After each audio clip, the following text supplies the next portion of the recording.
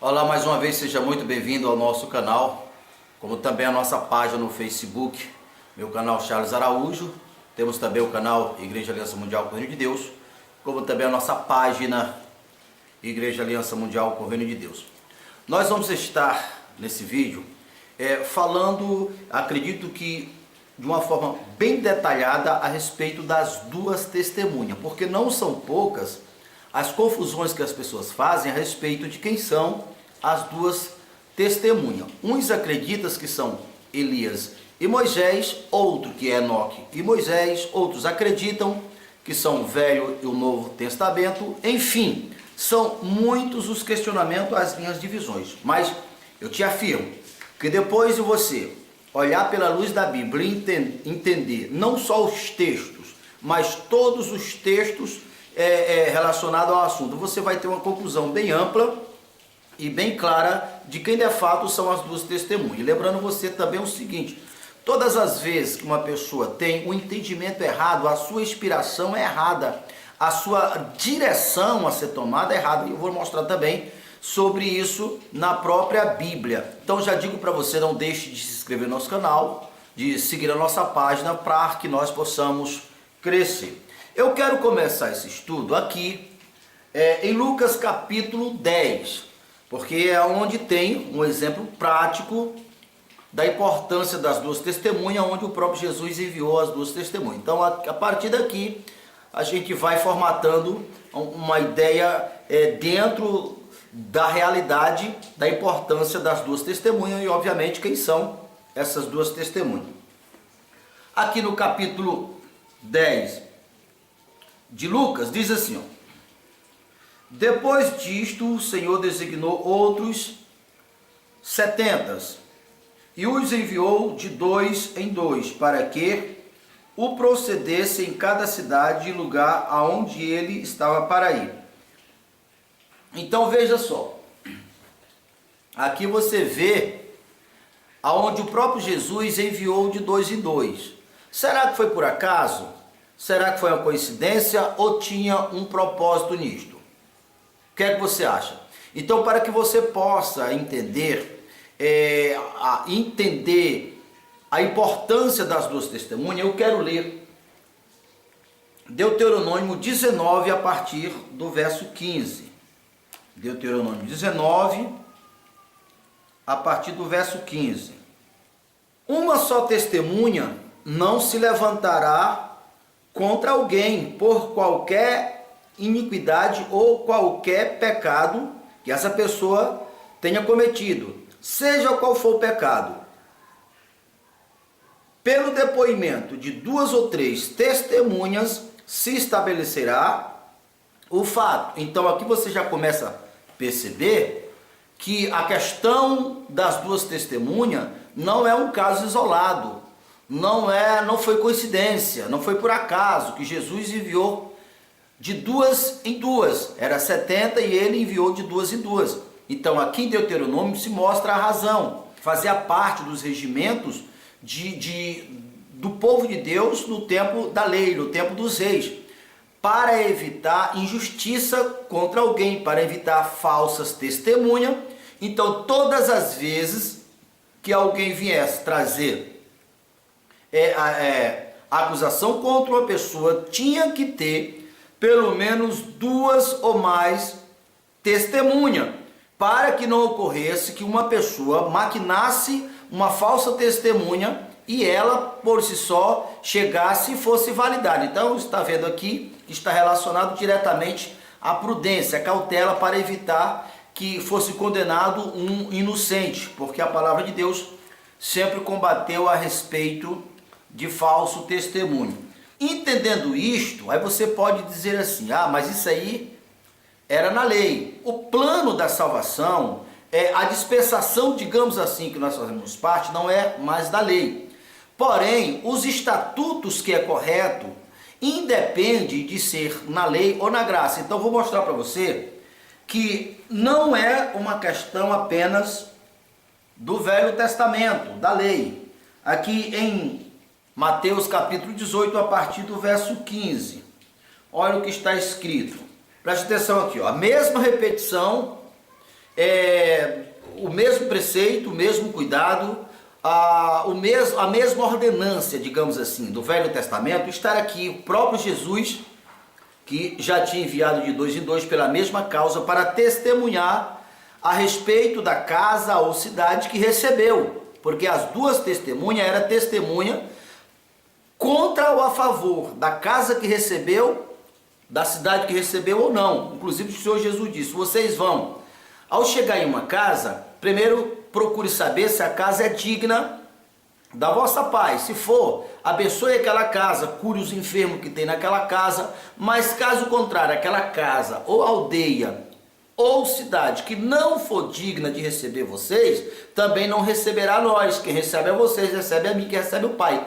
Quem não receber vocês, não recebe a mim, que não recebe o Pai. Então, o propósito de enviar as duas testemunhas é exatamente para testemunhar a favor ou contra a cidade, bairro que receber, cidade, casas que recebesse ou não.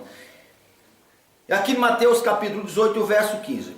Se o teu irmão pecar contra ti, vai erguê-lo entre ti e ele só.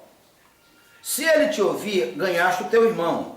Se porém não te ouvir, toma ainda consigo uma ou duas pessoas, para que, pelo depoimento de 2 ou 3 testemunhas, toda palavra se estabeleça.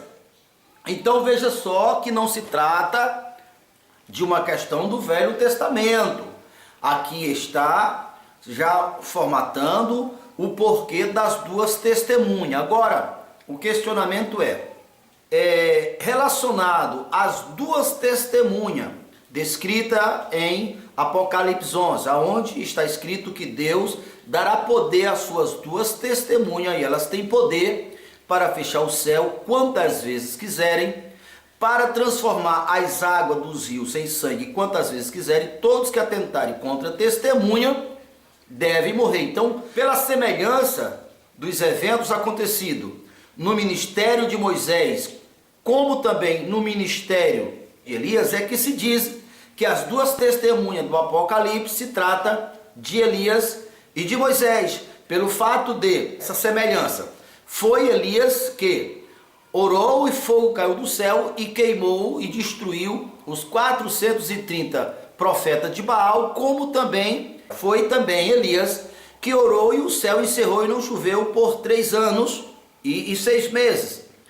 Já no caso de Moisés, foi ele que orou e no caso de Faraó, que não queria ceder que o povo saísse, Moisés orou e a água se transformou em sangue. Então, por essa razão que muitas pessoas falam que é Elias e Moisés. Mas, na verdade, a razão é a mesma que está escrito lá em Deuteronômio 19, como também em Mateus capítulo 18. A causa é a mesma, é para que sirva de testemunha. Porque no caso das testemunhas, mesmo está dizendo, eu darei poder às minhas duas testemunhas, que não são Elias nem Moisés. Depois nós vamos entender melhor a esse respeito.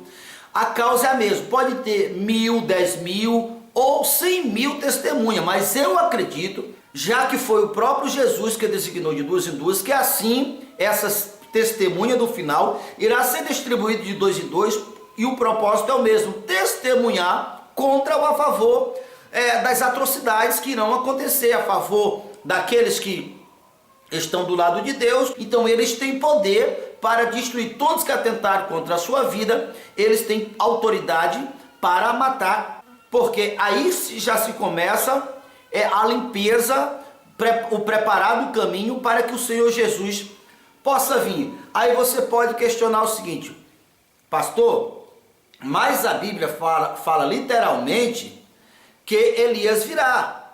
E eu lhe digo, sim. Agora você precisa entender algo. Eu vou ler aqui em Malaquias, que é onde fala que Elias virá antes do grande dia.